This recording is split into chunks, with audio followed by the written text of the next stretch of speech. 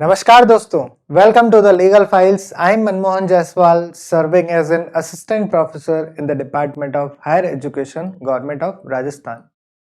आज के वीडियो में हम पढ़ेंगे आर्टिकल 15 के बारे में और साथ ही आर्टिकल 15 के अंदर कौन कौन से अमेंडमेंट्स हुए हैं और उनके पीछे क्या स्टोरी रही है उन अमेंडमेंट्स के पीछे, जो कि डायरेक्टली लिंक करते हैं सुप्रीम कोर्ट के लैंडमार्क जजमेंट से। तो चलिए स्टार्ट करते हैं। आर्टिकल 15 क्लॉज 1 क्या कहता है? The state shall not discriminate against any citizen on the ground of religion, race, caste, sex और प्लेस ऑफ बर्थ। ये 5 आधार है जिनके बेसिस पे स्टेट किसी के साथ भी डिस्क्रिमिनेट नहीं कर सकता। और ये जो 5 मेन ग्राउंड है, इनको अच्छे से याद रखना, क्योंकि यहां से कंपटीशन एग्जाम में बहुत बार क्वेश्चन बने। क्योंकि आर्टिकल 16 जब पढ़ेंगे तो वहां पर इन 5 के अलावा 2 और ग्राउंड बनते हैं। यहां क्या है? रिलीजन, रेस, कास्ट, सेक्स और प्लेस ऑफ बर्थ। और वहां पर डिसेंट और प्लेस ऑफ रेजिडेंस ये और ऐड हो जाता है। तो यहां पर सिर्फ 5 है, तो इसका आप अच्छे से याद रखेंगे। तो आर्टिकल 15 क्लॉज 1 स्टेट को डायरेक्शन देता है कि स्टेट ध्यान रखना, कोई भी डिस्क्रिमिनेशन नहीं होना चाहिए इन 5 आधार पे। वो आधार क्या है? रिलीजन, रेस, कास्ट, सेक्स और प्लेस ऑफ बर्थ। अब इसी में आपको एक इंपॉर्टेंट चीज बता दें कि जो आर्टिकल 15 है वो सिर्फ और सिर्फ सिटीजन को मिलता है। क्योंकि आप देखो यहां पर सिटीजन की बात हो रही है, पर्सन नहीं लिखा है।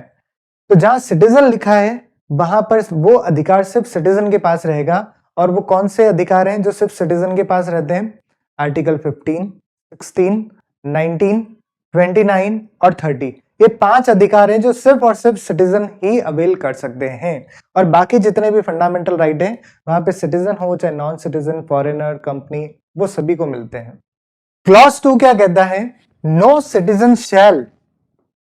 अब देखो, ये सिटीजन को डायरेक्शन देने की कोशिश की जा रही है कि सिटीजन किसी भी तरह से डिस्क्रिमिनेशन नहीं कर सकता on the grounds of same religion, race, caste, sex और प्लेस ऑफ बर्थ।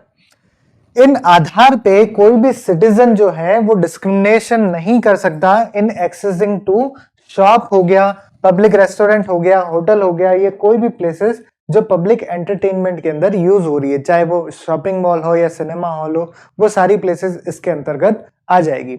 दूसरा, use of well, tank, bathing guards, road और प्लेस ऑफ पब्लिक रिसोर्ट जो कि स्टेट के द्वारा मेंटेन की जाती है और जो कि ओपन फॉर पब्लिक है, जहां पे जनरल पब्लिक उसको यूज कर सकती है, तो उन पे भी किसी भी तरह का रेस्ट्रिक्शन नहीं लगाया जा सकता किसी भी सिटीजन के द्वारा। अब इसमें छोटा सा एग्जांपल, जैसे कि हम कह सकते हैं कि कोई भी होटल का ओनर है, वो ये नहीं कह सकता कि इस पर्टिकुलर कास्ट या कम्युनिटी के लोग हमारी होटल के अंदर रूम नहीं ले सकते।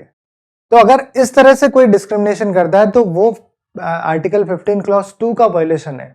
तो कोई भी होटल हो, चाहे रेस्टोरेंट हो या कोई भी पब्लिक प्लेसेस हो that is open for general public, वहां पर किसी भी तरह से डिस्क्रिमिनेशन नहीं किया जा सकता ऑन दीज ग्राउंड्स। क्लॉज 3 क्या कहता है?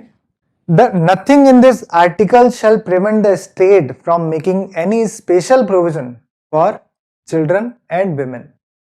तो women और children के लिए स्टेट कोई भी स्पेशल प्रोविजन बना सकता है। अब आप ये सोचोगे कि ऊपर तो कह रहे थे कि सर स्टेट कोई डिस्क्रिमिनेशन नहीं करेगा, है ना? किस पे? रिलीजन, रेस, कास्ट, सेक्स और प्लेस ऑफ बर्थ पे। और यहां पर तो साफ साफ सेक्स के बेस पे डिस्क्रिमिनेशन हो रहा है। तो ऐसा नहीं है दोस्तों, ये डिस्क्रिमिनेशन नहीं, ये एक पॉजिटिव डिस्क्रिमिनेशन है। जो डिप्राइव्ड है ऑलरेडी उन्हें एक्स्ट्रा प्रोटेक्शन दी जाती है जिससे कि सब्सटेंशियल इक्वालिटी मिल सके। इसीलिए पार्लियामेंट ने बहुत सारे ऐसे लॉज बनाए हैं जो विमेन स्पेसिफिक हैं, जो इन्हें प्रोटेक्शन देता है। जैसे एग्जांपल के तौर पे अगर लिया जाए कि विमेन्स के लिए स्पेशल लॉ बना रखे हैं, जैसे कि मैटरनिटी एक्ट 1961 बना रखा है, डोवरी प्रोहिबिशन एक्ट 1961 बना रखा है, डोमेस्टिक वायलेंस एक्ट 2005 बना रखा है, पोश एक्ट बना रखा है।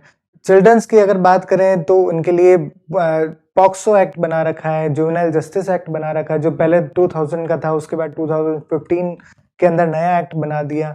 तो ये सारे जो एक्ट हैं चिल्ड्रन और विमेंस के स्पेशल प्रोटेक्शन के लिए, उनकी केयर के लिए बना रखे हैं। और इन सारे के सारे कानून को कौन वैलिडेट करता है? आर्टिकल 15 क्लॉज 3, जो स्पेशल पावर देता है पार्लियामेंट को या स्टेट को कि आप इनके फेवर के लिए कोई भी ऐसा कानून बना सकते हैं।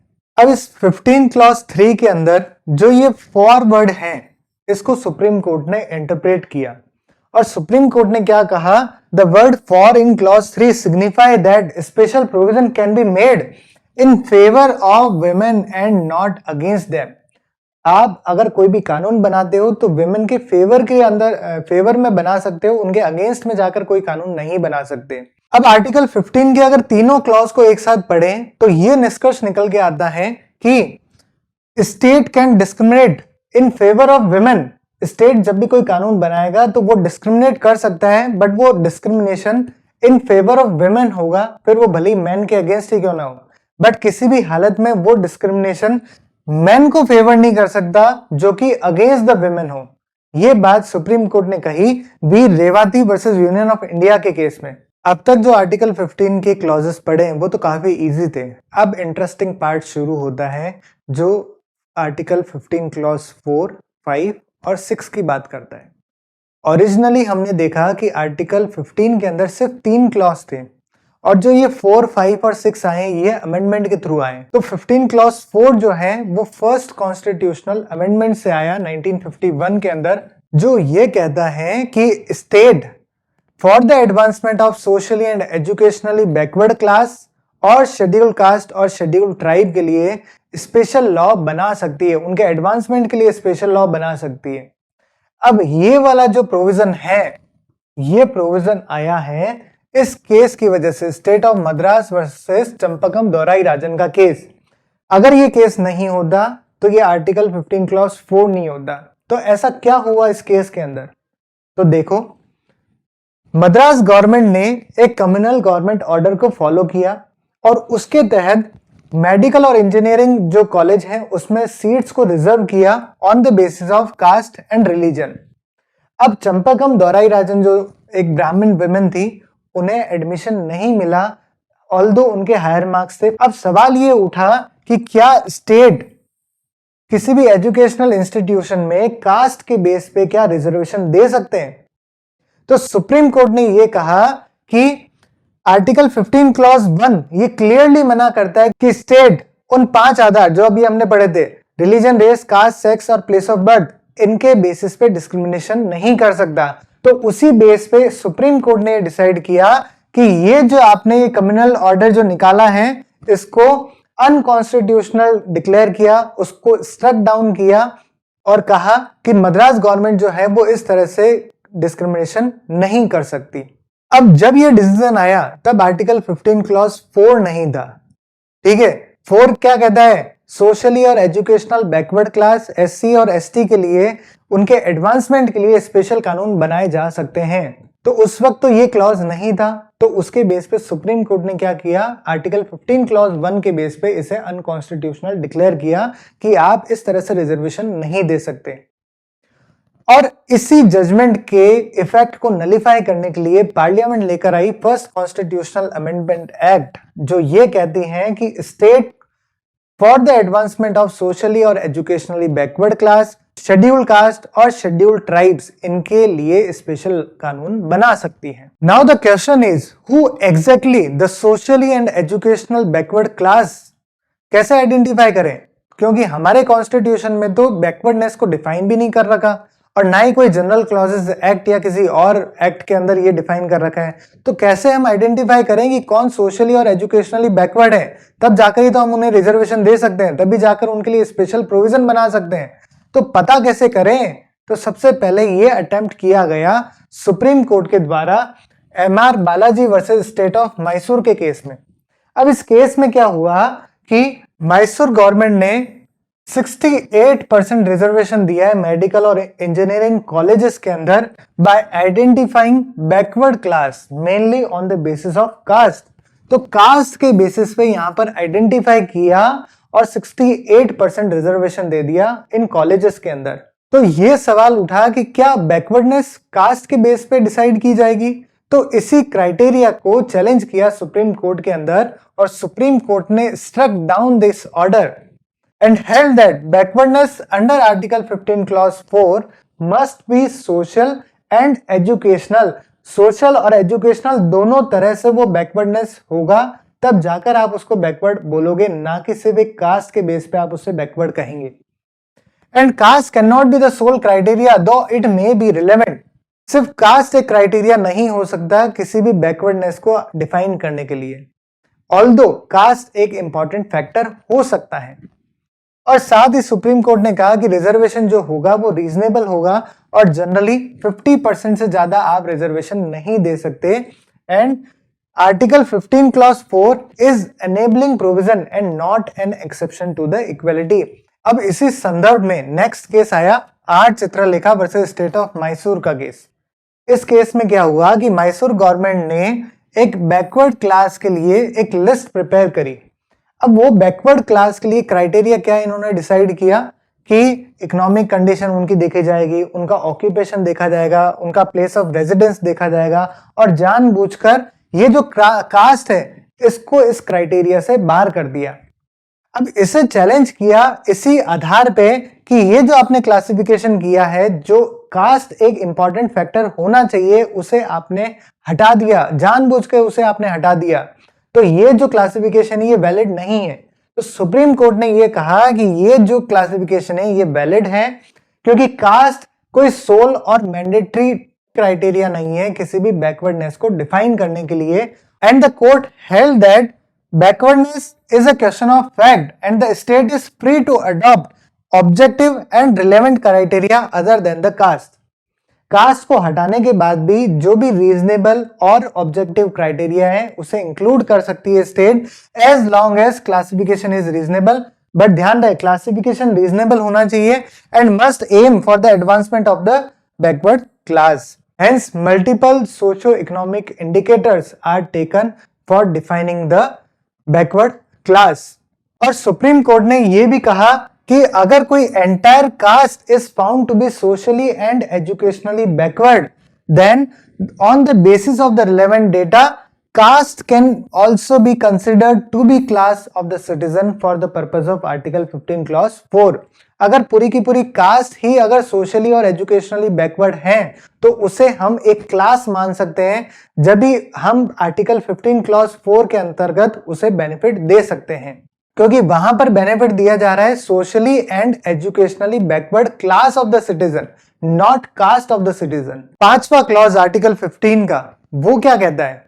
वो ये कहता है कि नथिंग इन दिस आर्टिकल और in article 19 clause 1 clause ji shall prevent the state from making any law for the advancement of socially and educationally backward class और scheduled caste और scheduled tribes, वैसे ही सेम जो article 15 clause 4 के अंदर बता रखा है. लेकिन 5 में स्पेशल क्या है? वो स्पेशल ये है कि ये पर्टिकुलरली डील करता है to their admission in the educational institution including the private educational institution. अब वो एडेड हो या अनएडेड हो स्टेट के द्वारा, other than minority educational institution referred in clause 1 of article 30. तो ये कह रहा है कि जो भी एजुकेशनल इंस्टीट्यूशंस होंगे इंक्लूडिंग प्राइवेट इंस्टीट्यूशन, वहां पर स्टेट ऐसा कोई भी लॉ बना सकता है for the advancement of socially and educationally backward class, scheduled caste और शेड्यूल्ड ट्राइब्स के लिए. अब ये 15 क्लॉज 5 जो है ये आया 93rd कॉन्स्टिट्यूशनल अमेंडमेंट एक्ट 2005 के अंदर. अब इस अमेंडमेंट के पीछे बहुत सारे केसेस की स्टोरी है, जैसे कि इंदिरा साहनी का केस है, पीए इनामदार का केस है, टीएमए पाई फाउंडेशन का केस है. इन सारे केस में जो जजमेंट्स आए उनको नलीफाई करने के लिए ये अमेंडमेंट लेकर आया गया था. तो जैसा कि इंदिरा साहनी का केस था उसे हम आर्टिकल 16 में अच्छे से कवर करेंगे, बट यहाँ पर टीएमए पाई फाउंडेशन का केस और पीए इनामदार का केस जो है वो ज्यादा इंपॉर्टेंट है. तो देखो, सबसे पहले TMA pi foundation versus state of Karnataka 2002. इस केस में क्या हुआ कि स्टेट गवर्नमेंट जो है वो प्राइवेट एजुकेशन इंस्टीट्यूशन के अंदर अपने रूल्स इंपोज करने की कोशिश कर रही थी, इंक्लूडिंग उनके रिजर्वेशन पॉलिसीज को लेकर, एडमिशन कंट्रोल को लेकर और फीस में रेस्ट्रिक्शन को लेकर। तो उन प्राइवेट एजुकेशनल इंस्टीट्यूशन ने ये कहा कि ये तो हमारे आर्टिकल 19(1)(g जो हमें अधिकार देता है कि हम फ्रीली कोई भी ट्रेड कर सकते हैं, कोई भी ऑक्यूपेशन कर सकते हैं, बिजनेस कर सकते हैं। हमारे पास आर्टिकल 30 क्लॉज 1 के अंदर भी अधिकार है कि हम हमारे जो माइनॉरिटीज हैं वो एजुकेशनल इंस्टीट्यूशन को एडमिनिस्टर कर सकते हैं, एस्टेब्लिश कर सकते हैं। तो ये तो साफ साफ हमारे फंडामेंटल राइट का वायलेशन है। तो सवाल ये हुआ कि क्या स्टेट रिजर्वेशन इंपोज कर सकती है किसी भी प्राइवेट अनएडेड इंस्टीट्यूशंस के अंदर? सुप्रीम कोर्ट ने कहा the right to establish and administer educational institution is the fundamental right under article 19(1)(g। तो आर्टिकल 19(1)(g के अंदर जो फंडामेंटल राइट है उसमें इंक्लूडेड है कि हम एजुकेशनल इंस्टीट्यूशन को एस्टेब्लिश कर सकते हैं, एडमिनिस्टर कर सकते हैं। और जो प्राइवेट अनएडेड इंस्टीट्यूशन होंगे उनके पास ऑटोनॉमी है कि वो अपना फी स्ट्रक्चर डिसाइड कर सके, एडमिशन का क्या प्रोसीजर रहेगा वो डिसाइड कर सके। और स्टेट जबरदस्ती के रिजर्वेशन पॉलिसीज जो है वो प्राइवेट एजुकेशन इंस्टीट्यूशन में अप्लाई नहीं कर सकती। क्यों? क्योंकि ये उनका एक फंडामेंटल राइट है जिसमें स्टेट इस तरह से अपने रिजर्वेशन पॉलिसी, अपने फी स्ट्रक्चर को, एडमिशन क्राइटेरिया को इस तरह से इंपोज नहीं कर सकती। Although सुप्रीम कोर्ट ने कहा कि reasonable regulation by the state is permitted to ensure the fairness, transparency and non exploitation of the students and minority institution enjoy additional protection under article 13 clause 1। तो इस case से ये decide हुआ कि state जो है वो प्राइवेट एजुकेशनल इंस्टीट्यूशन में अपने रूल्स और regulation like admission procedure, fee structure और ये रिजर्वेशन पॉलिसी इनको इंपोज नहीं कर सकती। इसी संदर्भ में नेक्स्ट केस आया हमारे पास, PA Inamdar versus state of Maharashtra का केस। इस केस में भी क्या हुआ कि सरकार जो है वो अपने मर्जी से यहाँ पर रिजर्वेशन देने की कोशिश कर रही थी, एडमिशन प्रोसीजर को अपने हिसाब से कंट्रोल करने की कोशिश कर रही थी, कहीं ना कहीं फी स्ट्रक्चर को डिसाइड करने की कोशिश कर रही थी। तो वही प्राइवेट इंस्टीट्यूशन ने क्या किया, उन्हें चैलेंज किया कि हमारे पास जो आर्टिकल 19(1)(g और आर्टिकल 30 क्लॉज 1 जो हमारे फंडामेंटल राइट है उसकी तो फिर ऑटोनॉमी खत्म कर रहे हो आप, फिर हमारे पास जो फंडामेंटल राइट है उसका क्या? तो सुप्रीम कोर्ट ने कहा कि the state can not impose reservation in private unaided educational institution. साफ साफ क्लियर कह दिया कि प्राइवेट अनएडेड इंस्टीट्यूशन में स्टेट रिजर्वेशन इंपोज नहीं कर सकती। और आर्टिकल 15 क्लॉज 4 और 29 clause 2 do not authorise compulsory reservation in the private unaided institution. जो आर्टिकल 15 क्लॉज 4 है वो एनेबलिंग प्रोविजन है, ये कंपल्सरी आपको रिजर्वेशन देने की बात नहीं कर रहा है, ये एक एनेबलिंग प्रोविजन है जिसमें आप उनके एडवांसमेंट के लिए कुछ अच्छा काम कर सकते हैं। लेकिन कंपल्सरी रिजर्वेशन देना वो भी प्राइवेट अनएडेड इंस्टीट्यूशन में, ये बिल्कुल भी सही नहीं है। और कहा कि private unaided institution have the right to admit student on the merits subject to the transparent और फेयर प्रोसीजर। स्टूडेंट को मेरिट के बेस पे यहाँ पर एडमिशन दिया जाएगा और साथ ही ट्रांसपेरेंसी और फेयर प्रोसीजर का ध्यान रखा जाएगा।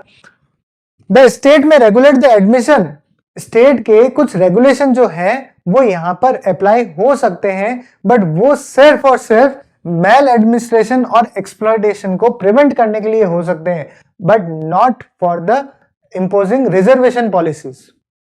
Minority unaided institution also cannot implement reservations, क्योंकि उनके पास भी अपना एक स्पेशल अधिकार है, तो वहां पर भी आप रिजर्वेशन जो है, जो प्राइवेट अनएडेड इंस्टीट्यूशन है वहां पे भी रिजर्वेशन इंपोज नहीं कर सकते। तो इन दोनों ही जजमेंट से सुप्रीम कोर्ट ने ये क्लियर कर दिया कि स्टेट अपनी जो रिजर्वेशन पॉलिसी है, अपना जो फीस स्ट्रक्चर है या अपना एडमिशन कंट्रोल है, ये आप प्राइवेट अनएडेड इंस्टीट्यूशन के अंदर इंपोज नहीं कर सकते। और इसी जजमेंट को नलिफाई करने के लिए पार्लियामेंट लेकर आई 93rd कॉन्स्टिट्यूशनल अमेंडमेंट एक्ट 2005, जो सरकार को या स्टेट को ये पावर देता है कि स्टेट किसी भी प्राइवेट एजुकेशनल इंस्टीट्यूशन के अंदर रिजर्वेशन दे सकती है for the advancement of socially and educationally backward class और schedule caste and schedule tribes. तो पार्लियामेंट ने क्लॉज 5 ऐड किया सो किया, उसके साथ साथ और वेटेज देने के लिए स्पेशल कानून लेकर आ गए।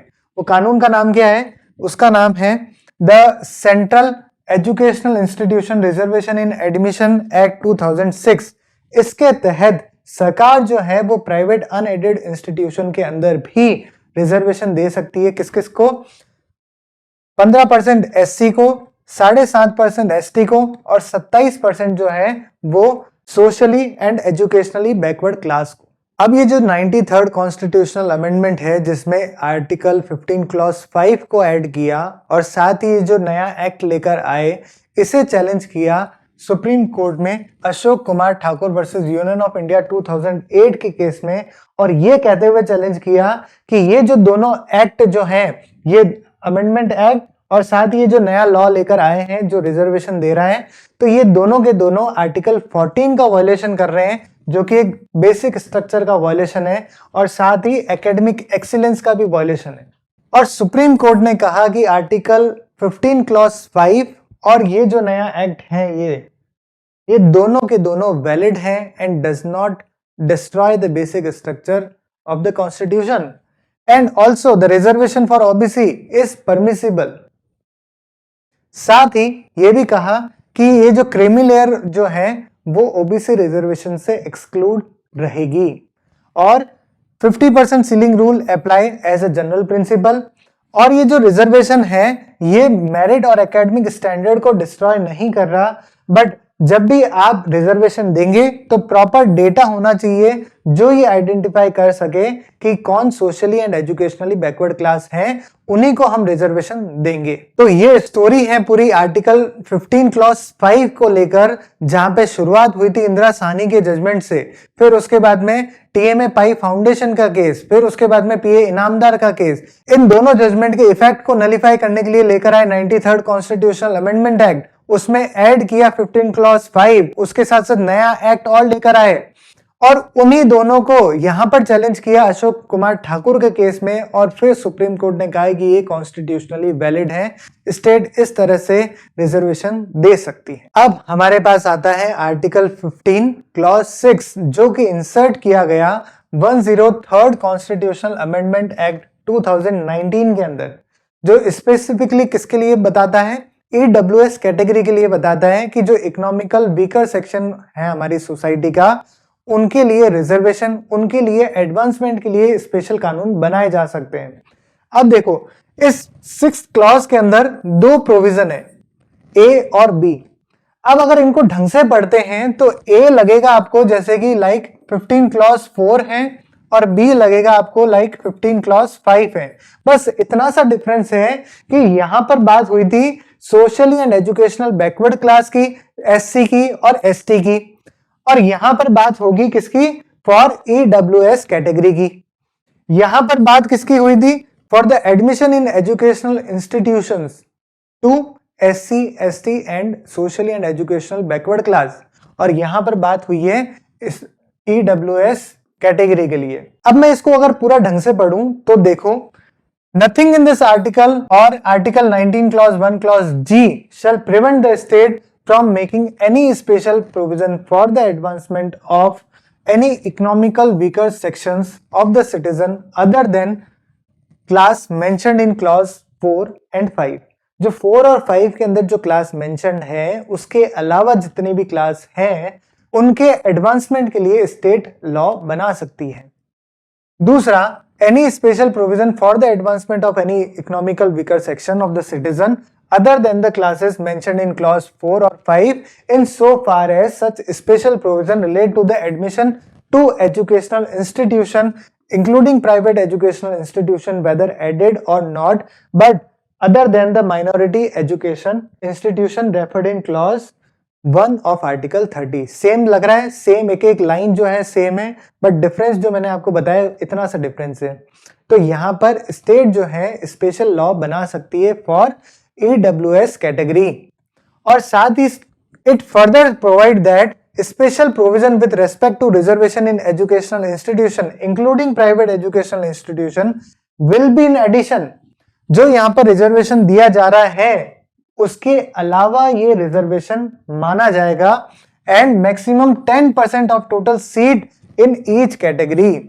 हर कैटेगरी के अंदर आप 10% रिजर्वेशन दे सकते हो। किसको? Economical weaker sections of the society को। तो अब देखो, हर कैटेगरी की बात हो रही है, तो ओबीसी के अंदर, एससी के अंदर, एसटी के अंदर तो रिजर्वेशन यहां पर इसके और इसके तहत मिल चुका है। तो बची क्या? सिर्फ जनरल। तो जनरल के अंदर ईडब्ल्यूएस को 10% रिजर्वेशन एक्स्ट्रा मिलेगा। जो ये 50% जो सीलिंग लिमिट थी उसके एक्स्ट्रा में यहां पर 10% रिजर्वेशन जो है वो ईडब्ल्यूएस कैटेगरी को दिया गया है। और एक एक्सप्लेनेशन और है जो ये कहता है कि इस आर्टिकल के लिए और आर्टिकल 16 के लिए जो इकोनॉमिकल वीकर सेक्शन है उसे कौन डिसाइड करेगा? तो उसे स्टेट जो है वो टाइमली नोटिफाई करेगी on the basis of family income and other indicators of economic disadvantages. तो स्टेट जो है वो टाइमली नोटिफाई करेगी कौन इकोनॉमिकल वीकर सेक्शंस के अंदर आएंगे और कौन नहीं आएंगे। और कहानी अभी खत्म नहीं हुई है। अब इस 103rd कॉन्स्टिट्यूशनल अमेंडमेंट एक्ट 2019 को भी चैलेंज किया। किस केस में? जनहित अभियान वर्सेस यूनियन ऑफ इंडिया 2022 के अंदर। और ये इश्यूज आए कि क्या reservation only based on economic criteria is constitutionally valid? दूसरा, the exclusion of SC, ST and OBC from EWS reservation is discriminatory. सोचो, whether exceeding the 50% limit violate the basic structure, whether the 103rd amendment violate the basic structure of the constitution.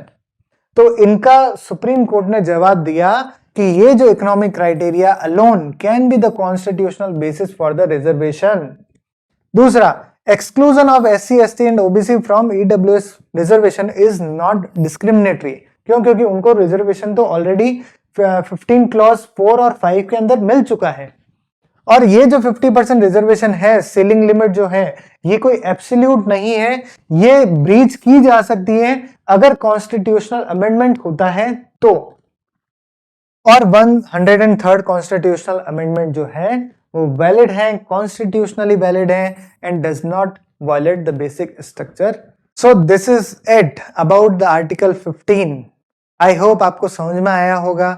अगर फिर भी आपका कोई doubt रहता है तो please let me know in the comment section. Definitely answer your doubts. Thank you and thank you so much.